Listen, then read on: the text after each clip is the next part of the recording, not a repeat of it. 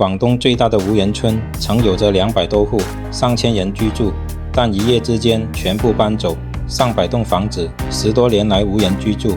这里到底发生了什么？村民们为什么弃楼而去，一夜之间全部撤离呢？大家好，我是阿聪，我所在的位置是肇庆高要3口旧村。这座村庄背靠大山，前有新兴江。据了解，3口村在2005年6月，村里的后山出现滑坡，一夜之间，村里1000余人紧急转移。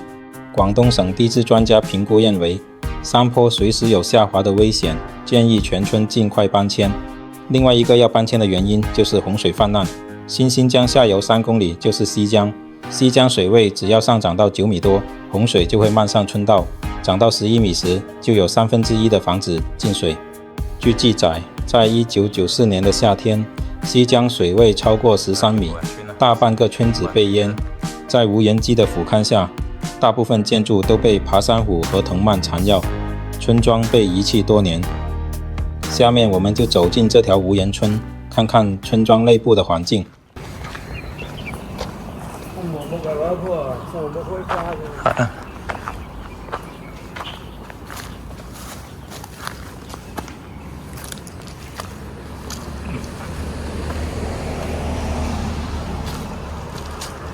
呢間廟定咩嚟？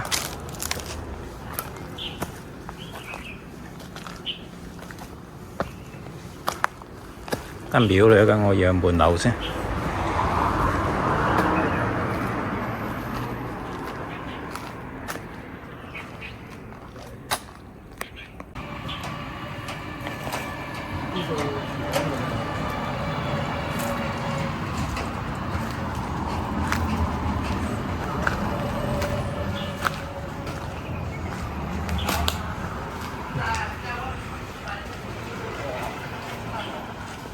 呢真係一夜之間搬走晒喎！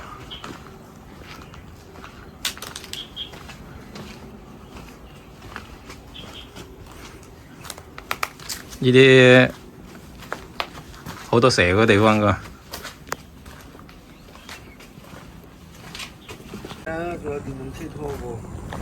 隔離呢間應該係祠堂嚟。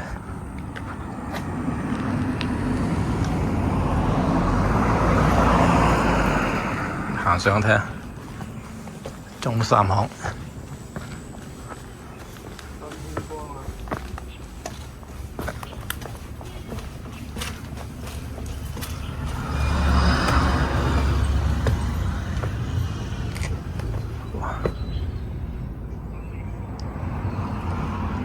陰陰森森啊，入到嚟。呢度好似有人住嘅。輪到唔上班啊，即係書又唔使湊小朋友嘅時候咧，我咪跟佢。哇！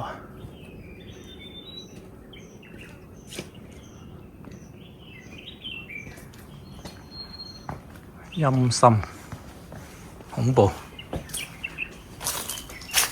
咁聽日咪放假咯？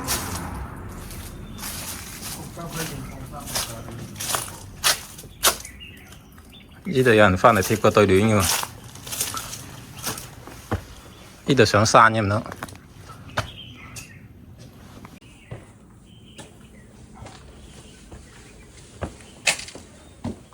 都有人入過去啊，應該。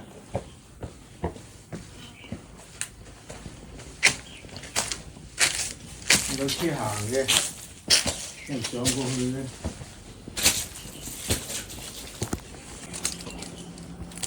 啊！呢度要俾人入過嚟，仲有路上去喎。嗰邊兜返出去噶嘛，嗰度有出口噶嘛。頭先我見到。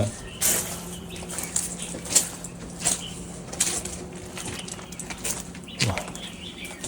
揾個人都冇得入邊。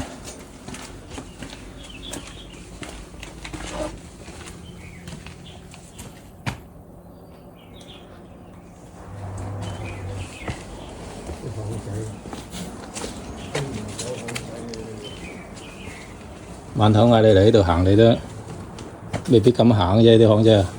突然間有個人趌出嚟，你咪話唔驚啊？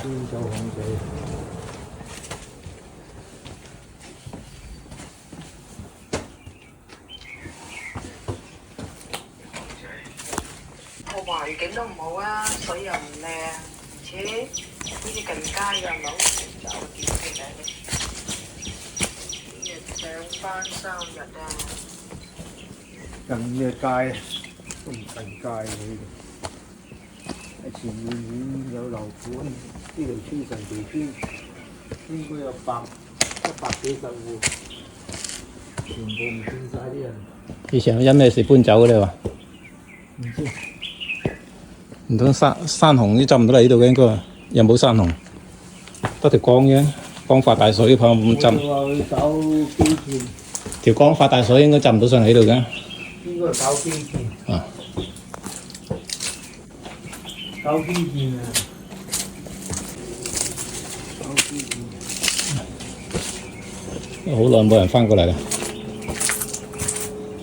剩翻2把柴度。半山別墅嗰啲叫做。啲屋遷走啊，又唔近，又唔係話近啲咩嘢。